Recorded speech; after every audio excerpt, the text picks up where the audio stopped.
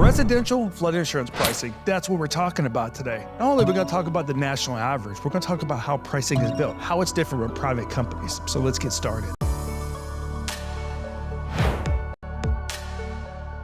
Hello, my name is Chris Green, president and owner of the Flood Insurance Guru, and more than 12 years ago, I bought a house in a flood zone. Had a terrible experience with it, and I've been helping people solve this problem for the last 12 years. Today we're talking about pricing. The one thing everybody wants to know, particularly we're talking about residential flood insurance pricing, like on a house like this right here. How is that pricing built? Well, there's a lot of different things now that are used in pricing. Traditionally flood zones were used.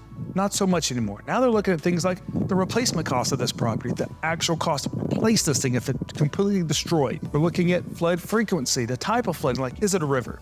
Is it flash flooding? Is it coastal? Elevation of the property above what's called the base flood elevation. This is the level that the federal government thinks flooding could come to. All these are going into a pool to determine your flood insurance rate. Now, you're determined differently with the federal government, which is using the factors I'm telling you about, compared to private flood insurance as well, who's also using those factors. But private flood insurance has more flexibility. You may get a $400 quote from one private company, and you may get a $4,000 quote from another one, all depending on what risk they're willing to take on. Now, what kind of pricing should you be looking at? Well, what we can tell you is what the national average we're seeing on the residential side in 2024 is, and that is right around $1,000 a year on average for about $250,000 in coverage. Now, that may not be enough coverage for you. It isn't in most situations. That's the most coverage the government offers through their program on residential building, but that is a good average to have. Now, you heard us mention flood zones. The federal government does not use these anymore, but some private companies still do. So don't get hung up too much on a flood zone, because that could actually have little to do